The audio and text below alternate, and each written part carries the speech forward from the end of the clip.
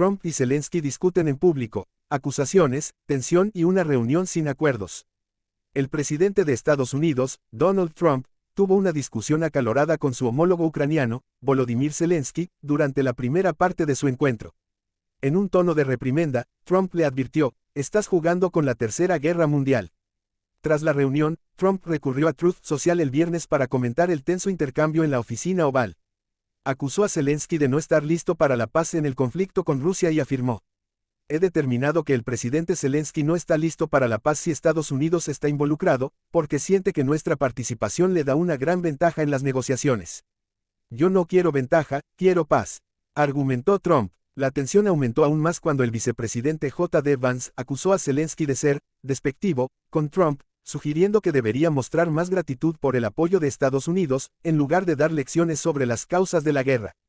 Finalmente, Trump cerró el encuentro con una frase contundente: I'm not aligned with anybody. I'm aligned with the United States of America and for the good of the world. I'm aligned with the world and I want to get this thing over with. You see the hatred he's got for Putin. It's very tough for me to make a deal with that kind of hate. He's got tremendous hatred.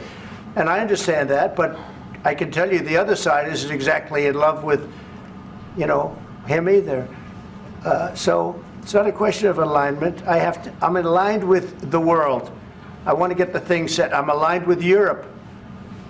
I want to see if we can get this thing done.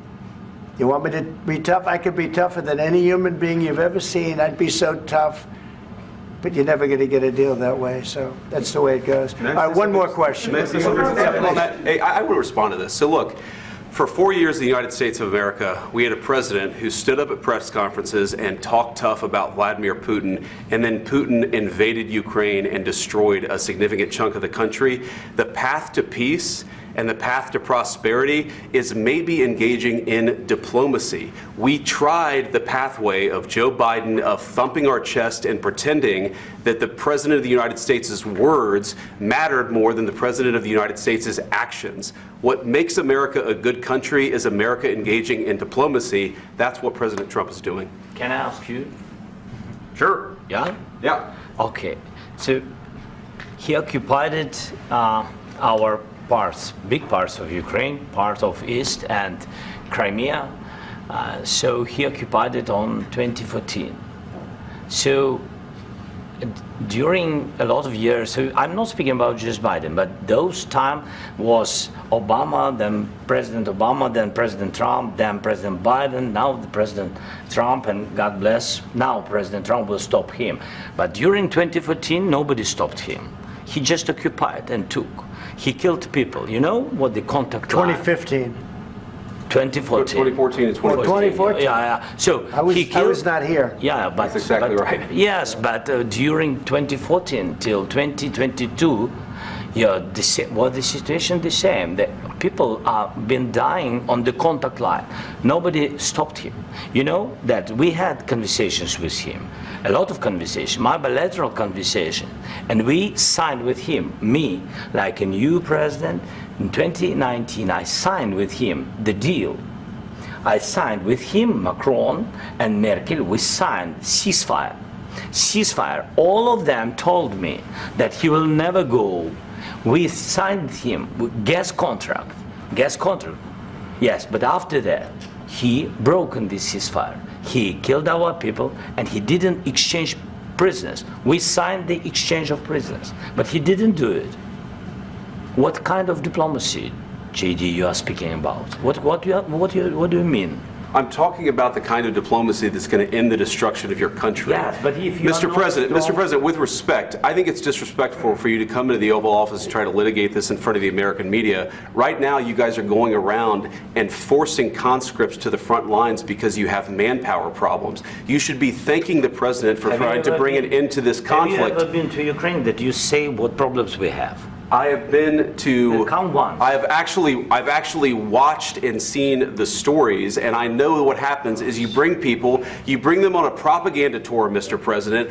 Do you disagree that you've had problems bringing people into your military? And do you think that it's respectful to come to the Oval Office of the United States of America and attack the administration that is trying to prevent the destruction of your country?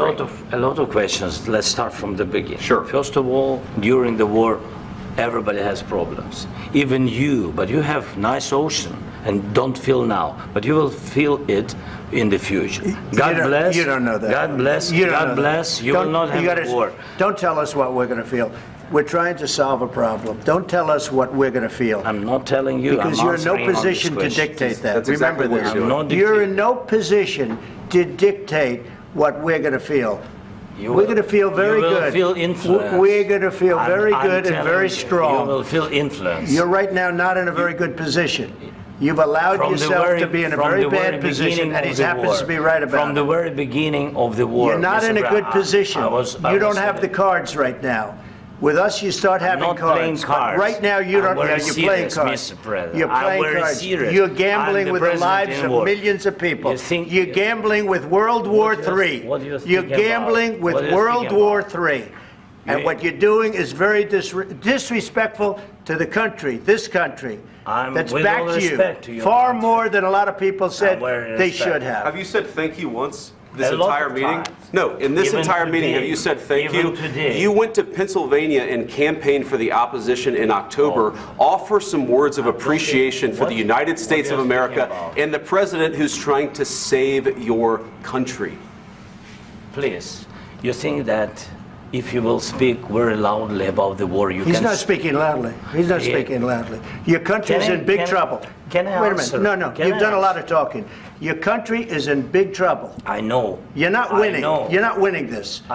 You have a damn good chance of coming out okay because of us. Mr. President, we are staying in our country, staying strong from the very beginning of the war. We've been alone, and we are thankful. I said thanks you haven't in been this alone. cabinet, you and haven't not been only alone. in this cabinet. We gave you, through this stupid president, $350 billion.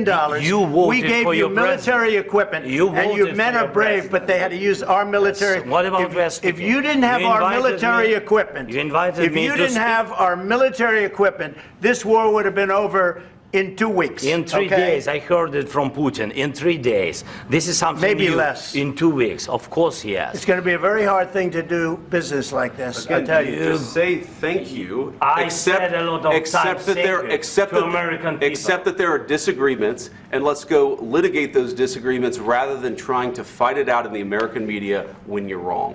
We know that you're wrong. But you see, I think it's good for the American people to see what's going on over there. Sir. I think it's very important. That's why I kept this going so long.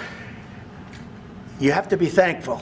You don't have the cards. Thankful. You're buried there.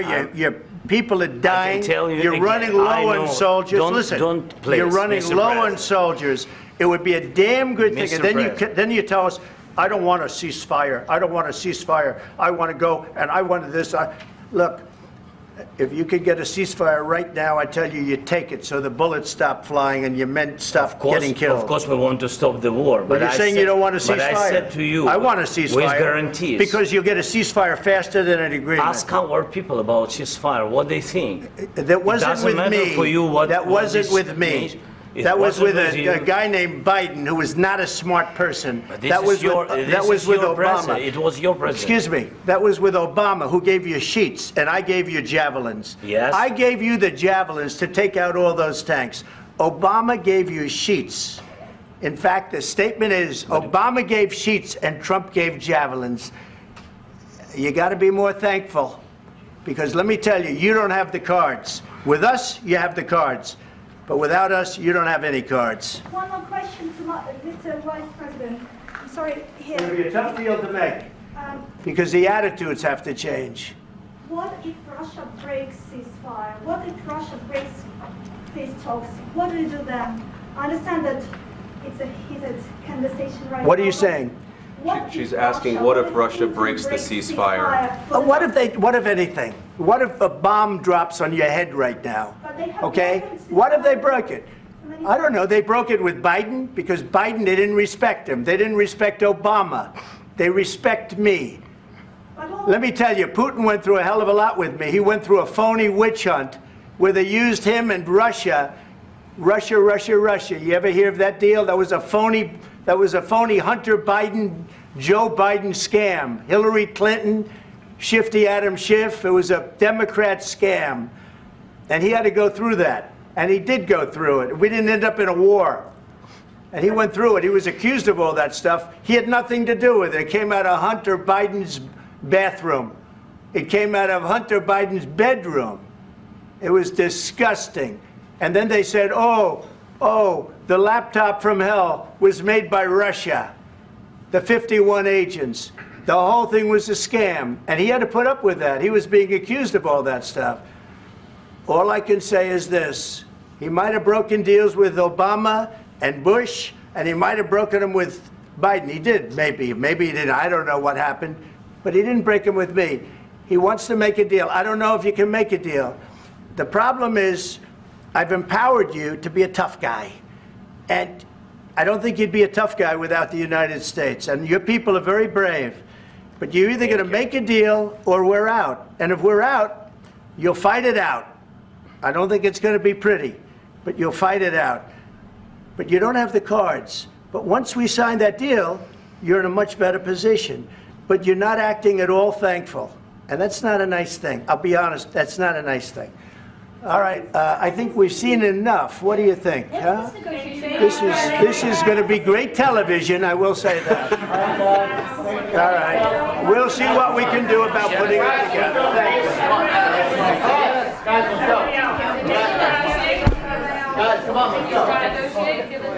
We'll see, I don't know. All right, guys, come on. Please, hey, come on. Guys, come on, let's move, please. Please.